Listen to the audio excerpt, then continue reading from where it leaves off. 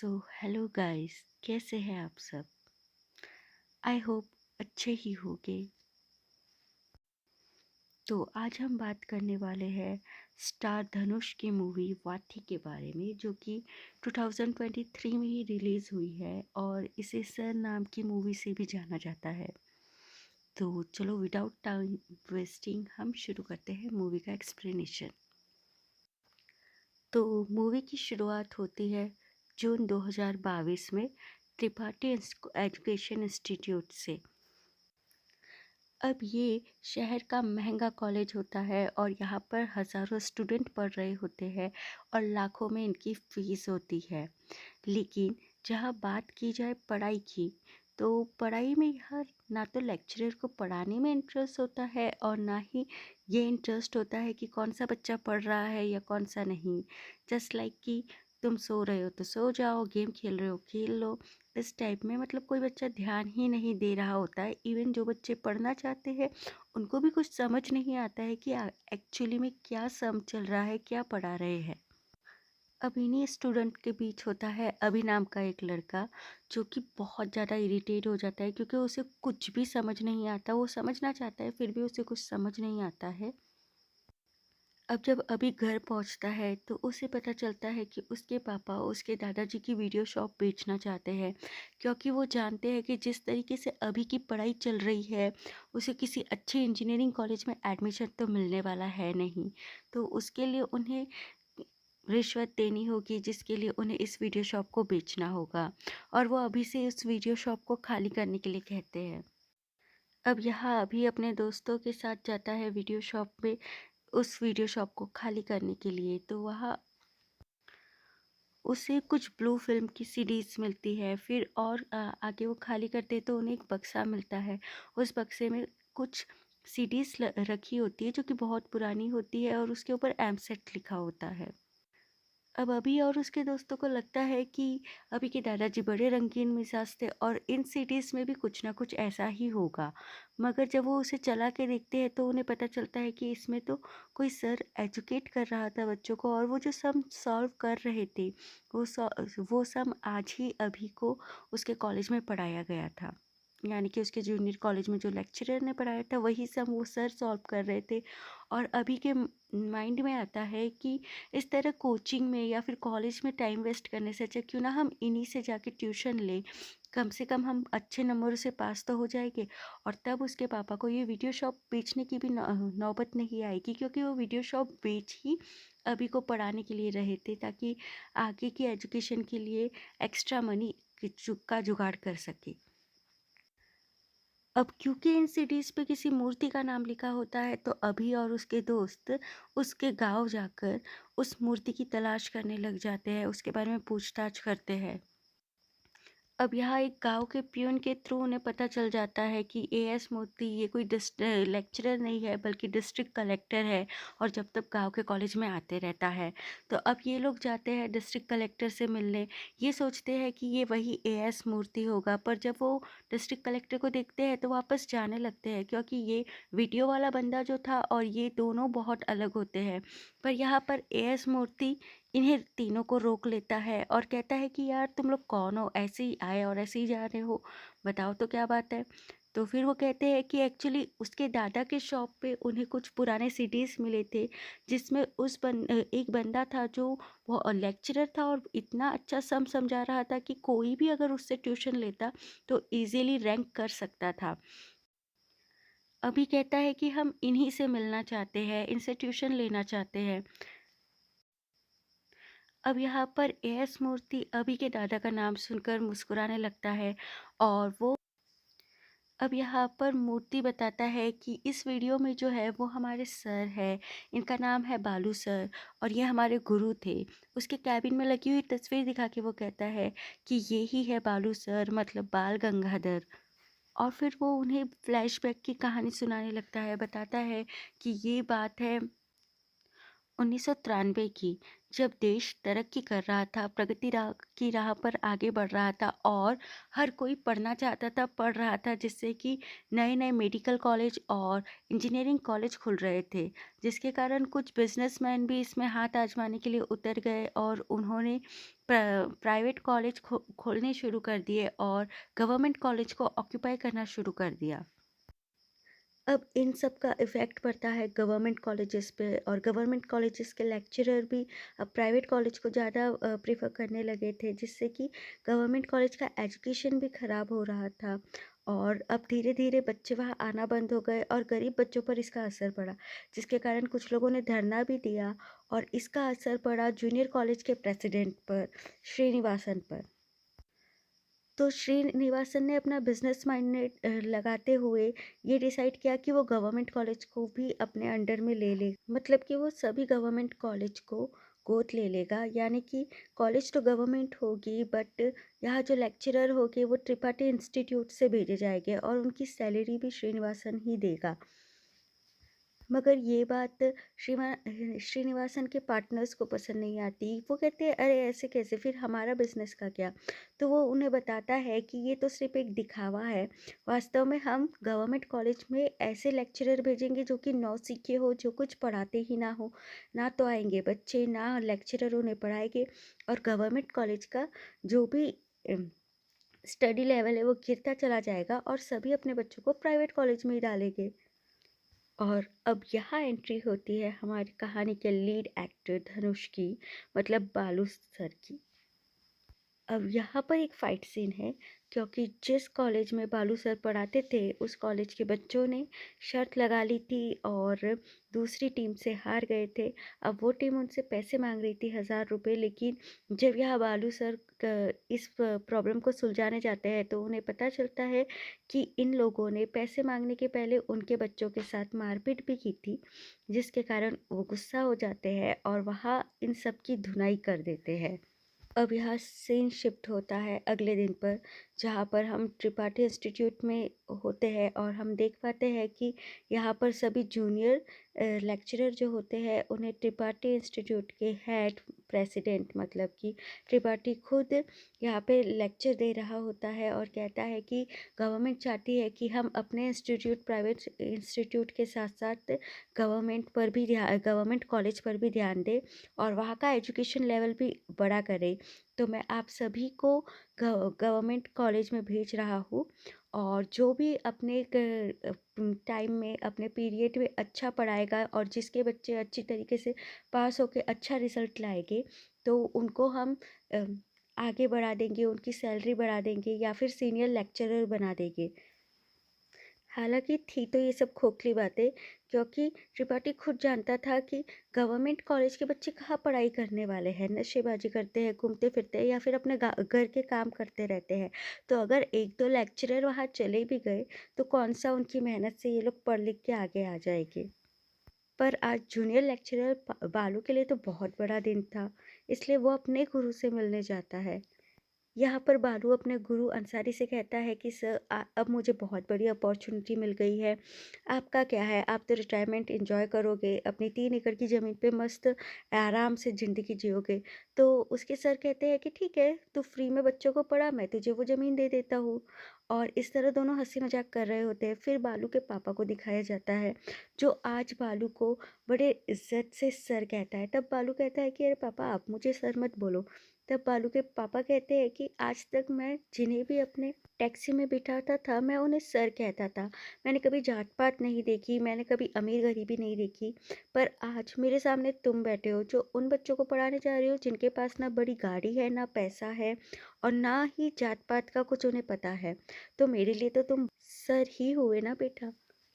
वे कहते हैं कि तूने पैसा दौलत इन सबके ऊपर विद्या को चुना और तू बच्चों को ज्ञान देगा, तो मेरे लिए तुम ही सर हो।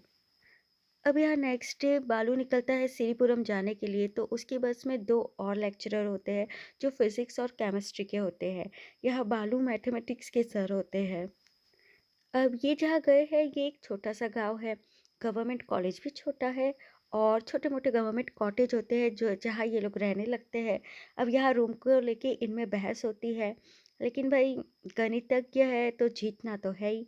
तो वो दोनों को बातों में उलझाकर अपने मेन बेडरूम पे कब्जा कर लेता है। अब नेक्स्ट डे फिर सीन शिफ्ट होता है और यहाँ गाँव वाले सब इकट्ठा होके इन तीनों का स्वागत करते हैं और बहुत अच्छे-अच्छे लेक्चर देते हैं कि सर अच्छा हुआ आप हमारे गाँव में आए, हमारे बच्चों को पढ़ाएँगे, हम बड़े खुश हैं। मतलब सब इतना अच्छा-अच्छा लेक्चर देते हैं जैसे कि टीचर को एकदम भगवान बना दिया जाता है। वेल अब इनका कटने वाला है क्योंकि नेक्स्ट डे जब ये कॉलेज जाएगी तो कोई भी बच्चा कॉलेज में नहीं होता है। अब यहाँ बालू की मुलाकात होती है इस कॉलेज की बायोलॉजी टीचर मीनाक्षी जी से और बाकी के 2 लेक्चरर भी अब मीनाक्षी को इम्प्रेस करने के लिए लग जाते हैं। अब नेक्स्ट डे से ही धीरे-धीरे बालू को समझ आ जाता है कि उस दिन उनके स्वागत में जितने भी लोग आए थे, वो सिर्फ़ गाँव के सरपंच के लालच क देने पे आए थे एक टाइम के खाने के लिए या फिर और किसी वजह से। यहाँ हकीकत ये बात है कि कोई गवर्नमेंट कॉलेज में अपने बच्चों को पढ़ाना ही नहीं चाहता है। जिनके पास पैसा है, वो बड़ी कॉलेजों में चले जाते हैं और जिनके पास पैसा नहीं है, वो 2 वक़्त की रोज़ी-रोटी कमाने को ज़्यादा प्रेफ़र करते हैं कॉलेज में आने से ज़्यादा। लेकिन बालू यहाँ बच्चों को पढ़ाने के लक्ष्य से आया था, तो वो पीछे कैसे मुड़ जाता? वो अब यहाँ हर घर में जा कर पूछता है कि आप कॉलेज क्यों नहीं आ रहे हो? आप पढ़ना क्यों नहीं चाहते हो? आखिर में जब बालू को कोई रास्ता नहीं दिखता, तो वो गाँव के सरपंच को जाके कहता है कि प्लीज़ आप सभी स्टूडेंट और उनके माता-पिता को कल पंचायत में बुलाइए, मैं उनसे बात करना चाहता हूँ। तो सरपंच ऐसे ही करता है और पंचायत में सभी को बुला लेता है। बालू जब लोगों से पूछता है कि क्या बात है, क्यों आप अपने बच्चों को पढ़ाई करने नहीं भेजना चाहते? तो गाँव वाले कहते हैं कि सर पढ़ाई करके भी कमाना है तो हमारे बच्चे तो बिना पढ़े ही कमा रहे हैं। उसके बाद वहाँ गाँव का जो सरपंच होता है वो कहता है कि देख लो इस पुलिस वाले को, ये जितना कमाता है उससे कहीं ज़्यादा ये दारू वाला कमा लेता है। तो फिर पढ़ लिख कर छोटी सी नौकरी करने से अच्छा तो अभी जो बच्चे कर रहे हैं वही करने देना चाहिए ना। तब बालू कहता है कि अगर यही सोच एपीजे अब्दुल कलाम के घर वालों ने और उन्होंने रखी होती तो ना वो इस देश के ग्रेट साइंटिस्ट बनते और ना ही उनका नाम रोशन होता, देश विदेश में उनकी इज्जत होती। और एपीजे अब्दुल कलाम की कहानी सुनने के बाद सभी को समझ में आ जाता है और वो सर प्रेसिडेंट से कहते हैं आप ही देखो सरपंच साहब, आपने पुलिस वाले को इंस्पेक्टर साहब कह के बुलाया और जबकि आपने दारू वाले को सिर्फ उसके नाम से बुलाया। मतलब कि पढ़ेंगे लिखेंगे अच्छी नौकरी करेंगे तो इज्जत मिलेगी। पैसा तो कैसे भी कमाया जा सकता है लेकिन इज्जत नहीं। अब गाँव वाले भी समझ जाते हैं और इम्प्रेस हो जाते हैं डॉक्टर अब्दुल कलाम की कहानी से और बच्चे भी अब कॉलेज में पढ़ने आने लगते हैं। अब इन्हीं में मूर्ति नाम का बंदा भी होता है जो कॉलेज आना नहीं चाहता लेकिन उसकी माँ उसे मार पीट के कॉलेज ले आती है। अब एक दिन बालू अपने बच्चों को नोट्स लिखने के लिए देता है, जो दूसरे दिन जब वो होमवर्क चेक करता है तो वो देखता है कि सभी की हैंडराइटिंग सेम होती है और उसे डाउट होता है कि इसमें मोस्टली सबकी हैंडराइटिंग सेम कैसे हो सकती है। जब पता करता है तो पता चलता है कि उसी गांव में एक सती नाम का लड़का होता है जो कि अपाहिज होता है और वो बहुत होशियार होता है, पढ़ना लिखना चाहता है लेकिन उसके पेरेंट्स मर चुके होते हैं जिसके कारण वो गाँव में दारू वारू पी के घूमता है और छोटा-मोटा दिहाड़ी करके अपना खर्चा निकाल लेता है। अब और सभी गाँव वालों ने मतलब गाँव वाले बच्चों ने पैसे देकर सती से अपने नोट्स लिखवाए होते हैं। तो बालू उसे अपने घर लेके आता है, उसे खिलाता-पिलाता है और उसे कहता है तुम पढ़ाई क्यों नहीं करते? वो कहता है पढ़ के करूँगा क्या? तो बालू कहता है ठीक है, तुम मेरे पास पढ़ने आना और उसके बदले मैं तुम्हें ₹50 दिया करूँगा रोज़। अब इसी बीच जो केमिस्ट्री और फिजिक्स के सर होते हैं वो दोनों कॉलेज छोड़ के चले जाते हैं। उनके अकॉर्डिंग मीनाक्षी ने उनका प्यार ठुकरा दिया इसीलिए वो कॉलेज से जा रहे थे। अब रियल वजह क्या है ये तो वही जाने। तो बालू डिसाइड करता है कि मैथ्स के साथ साथ फिजिक्स और केमिस्ट्री भी अब वही पढ़ाया करेगा और बायोलॉजी तो ऑलरेडी मीनाक्षी मैम पढ़ा ही रही थी। अब यहाँ पर बालू को 2 क्लासेस कंबाइन करनी होती है लेकिन कोई भी लो कास्ट वाला अपर कास्ट वाले के आसपास बैठता नहीं है। अब यहाँ नहीं समझ आता है बालू को कि ये आज के ज़माने में भी कास्ट के लिए इतना वो कर रहे हैं। तो बालू लो कास्ट वालों को पहले बाहर भेजता है, अपर कास्ट वालों को एक टॉपिक टीच करता है, फिर अपर क्लास वालों को बाहर भेजता है और लोअर क्लास वालों को बुलाकर उनको एक टॉपिक टीच करता है और फिर दोनों को कंबाइन करके कहता है, कल मैं इन दोनों टॉपिक पे टेस्ट लूँगा और दोनों में ही आपको पास होना है। तो इस पे बच्चे कहते हैं, सर ये तो नाइंसाफ़ी है, आपने आधा उनको पढ़ाया आधा हमको, तो ऐसे में हम दोनों में अच्छे नंबर कैसे ला सकते हैं। तो बालू कहता है कि मुझे नहीं पता पर मैं टेस्ट लूँगा। फिर वो उन्हें समझाता है कि देखो, जब तक तुम्हें एक दूसरे से फ़ायदा नहीं होगा, तुम एक दूसरे के साथ नहीं बैठोगे। और आजकल तो ऐसा नहीं होता है कि लो कास्ट का है तो उसके साथ हम पढ़ेंगे नहीं, खेलेंगे नहीं। अगर सपोज़ तुम्हारी नौकरी लग गई और तुम्हारा सीनियर तुमसे छोटी कास्ट का रहा, तो क्या उसे सर नहीं बोलोगे? क्या उसकी रिस्पेक्ट नहीं करोगे? अब बच्चों को ये समझ आ जाता है कि कास्ट का जो भेदभाव है ये करना मायने ही नहीं रखता है और वो मिलजुल के पढ़ने लग जाते हैं। और इस तरीके से जब वो मीनाक्षी बालू को देखती है पढ़ाते हुए, तो वो बालू से इम्प्रेस हो जाती है और यही इन दोनों की लव स्टोरी भी शुरू हो जाती है। और ऐसे ही देखते देखते अब और यहाँ पर इंटर फर्स्ट ईयर के रिज़ल्ट आ गए होते हैं और इसमें इस गांव के कॉलेज के सभी स्टूडेंट अच्छे नंबर से पास हो गए होते हैं। इतना अच्छा रिज़ल्ट आज तक कभी नहीं आया था, वो भी गवर्नमेंट कॉलेज का। अब इतना अच्छा रिजल्ट आया था तो यहाँ कॉलेज में फंक्शन होता है और इसमें प्रेसिडेंट श्रीनिवासन त्रिपाठी भी आते हैं और बालू यहाँ श्रीनिवासन से कहता है कि सर, इस बार तो बच्चे पास हुए हैं फर्स्ट डिवीजन में, लेकिन अगली बार डिस्टिंक्शन से पास होंगे। यहाँ पर बालू तो अच्छे से बता रहा होता है लेकिन श्रीनिवासन उसके ऊपर गुस्सा करता है और कहता है कि तुम्हारी वजह से हमारे कॉलेज के सभी कॉलेज के स्टूडेंट इस कॉलेज में ज्वाइन होना चाहते हैं और अगर मिडिल क्लास वाले स्टूडेंट यहाँ ज्वाइन हो गए तो हमारे कॉलेज कैसे चलेगी। श्रीनिवासन कहता है कि आजकल बिजनेस के लिए ज़रूरी है मिडिल क्लास और मिडिल क्लास वालों के लिए मिडिल क्लास वाले ही अगर कॉलेज छोड़ के गवर्नमेंट कॉलेज में आने लगे तो हमारा कॉलेज कैसे चलेगा। और दूसरी बात, आज का नियम है ज़ीरो फीस तो ज़ीरो एजुकेशन। जितना ज़्यादा पैसा दोगे उतनी ज़्यादा क्वालिफिकेशन मिलेगी तुम्हें और तुम्हारी वजह से तो पूरा बिजनेस की बैंड बज गई है। अब बालू यहाँ श्रीनिवासन का सारा बिजनेस प्लान समझ जाता है और यहाँ श्रीनिवासन उसे ऑफ़र करता है कि देखो, तुम बहुत अच्छे टीचर हो, तुम हमारे कॉलेज में आ जाओ, अच्छी पेमेंट मिलेगी, सब कुछ अच्छा होगा। बट बालू उसे रिजेक्ट कर देता है। अब यहाँ पर श्रीनिवासन बालू को हटाने के लिए गवर्नमेंट से रिक्वेस्ट करता है कि कॉन्ट्रैक्ट लेक्चरर को वापस बुलाया जाए और इसी के साथ बालू को भी बायकॉट करने का पूरा प्लानिंग कर लिया जाता है। उसके पिता जहाँ ड्राइवर की नौकरी करते हैं उन्हें वहाँ से निकाल दिया जाता है। यहाँ बालू को गांव में इग्नोर किया जाता है सरपंच के कहने पर और यहाँ पर अब गवर्नमेंट भी कॉन्ट्रैक्ट लेक्चरर को वापस बुला लेती है और उनकी जगह पर गवर्नमेंट लेक्चरर को भेजने का निर्णय ले लेती है। अब यहाँ पर बालू हार नहीं मानता और किसी के खेत में छोटी सी झोपड़ी बनाकर बच्चों को पढ़ाते रहता है। लेकिन गांव का सरपंच ये बात श्रीनिवासन को बता देता है और श्रीनिवासन गुंडों से बालू को पिटवा देते हैं। यहाँ पर जब बालू कंप्लेंट करने जाता है तो पुलिस वाले उसे ही कल्पित समझ के उसे पकड़ के लेके जाते हैं और पुलिस स्टेशन में बंद कर देते हैं।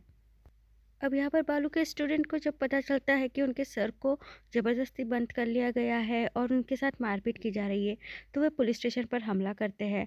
लेकिन थोड़ी ही देर में सरपंच के साथ गांव वाले आते हैं, अपने अपने बच्चों को लेकर चले जाते हैं और यहाँ पर सरपंच ये नोटिस दे देता है कि क्योंकि बालू ने दूसरे की ज़मीन पर कब्जा किया था और वो जेल गया है, तो उसे अब यहाँ इस गाँव से निकाल दिया जाएगा। कोई भी उससे कोई किसी भी तरीक़ा का कॉन्टैक्ट नहीं रखेगा। पुलिस बालू को अधमरा करके छोड़ देती है और वो चल भी नहीं पा रहा होता है। प्रिंसिपल उसकी हेल्प करने जाता है तो गाँव वाले उसे रोक देते हैं।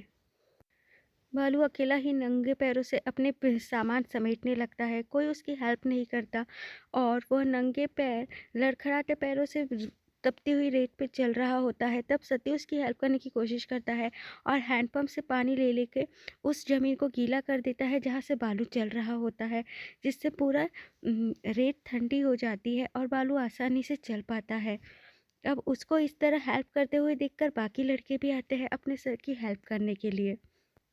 एक स्टूडेंट बालू के लिए चप्पल ले आता है, कोई उसका सामान जो इकट्ठा कर लेता है, फिर उसे बस में बिठाया जाता है ताकि उसे घर पहुंचाया जा सके। और यहाँ सरपंच की बेटी लक्ष्मी अ, जो ड्राइवर होता है उसे अपने सोने के कंगन देती है ताकि वो उसके सर को सही सलामत उनके घर पहुंचा सके। इस तरह बालू अपने घर पहुंचता है। यहाँ मीनाक्षी जब अपनी माँ के साथ वापस आती है तो उसे बालू के साथ जो हुआ उसके बारे में पता चलता है और वो बालू से मिलने जाती है। अब यहाँ मीनाक्षी बालू को स्टूडेंट्स के बारे में बताती है और कहती है कि आपने तो उन्हें अनाथ ही कर दिया, अब उन्हें कौन पढ़ाएगा। पर बालू कहता है अब मैं कर भी क्या सकता हूँ। तभी बालू की नज़र एक वीडियो शूटिंग वाले पे जाती है और कैमरा देखकर उसे ख्याल आता है कि हो सकता है इस तरीके से कुछ किया जा सके। अब वो वापस मीनाक्षी के साथ उसके गाँव आता है और भूषण वीडियो शॉप के पे जाता है। यहाँ वो अभी के दादाजी से हेल्प मांगता है कि क्योंकि यहाँ सिर्फ ब्लू फिल्में चलती है तो वो एक टाइमिंग स्लॉट निश्चित करता है और कहता है सभी स्टूडेंट को इस टाइम में हम पढ़ाएंगे। और बच्चे सोचते हैं कि रजनीकांत की मूवी देखने मिलेगी, पर जब उन्हें उनके बालू सर दिखाई देते हैं खुश हो जाते हैं। अब बच्चे इसी तरह गाँव वालों से छुपते छुपाते इस एक टाइम लिमिट के अंदर पढ़ने के लिए यहाँ पर आते हैं। अब यह बच्चे वीडियो के ज़रिए पढ़ाई तो कर लेते हैं, पर उनके बहुत सारे डाउट होते हैं। मीनाक्षी कॉल करके बालू से कहती है कि सर यहाँ बच्चों को डाउट है। अब बालू उसका भी सॉल्यूशन निकाल लेता है। अब वो हर हफ्ते रामलीला का नाटक करने के लिए अलग अलग थिएटर करने के लिए गाँव में आता है और उसके बाद चुपके से बच्चों से मिलकर उनके डाउट भी क्लियर कर लिया करता है। लेकिन इसी दौरान वो पुलिस वाला जिसने बालू को पकड़ा था और उसकी पिटाई की थी बालू को देख लेता है और ज़बरदस्ती थिएटर में घुस जाता है। यह भूषण उसे रोकने की बहुत कोशिश करता है, लेकिन अब ये पुलिस वाला भी अपनी गलती समझ चुका था और ये बालू को नहीं रोकता। उल्टा क्योंकि उसके बच्चे भी इसमें पढ़ रहे होते हैं तो वो उसे उसकी पढ़ाई कंटिन्यू करवाने देता है।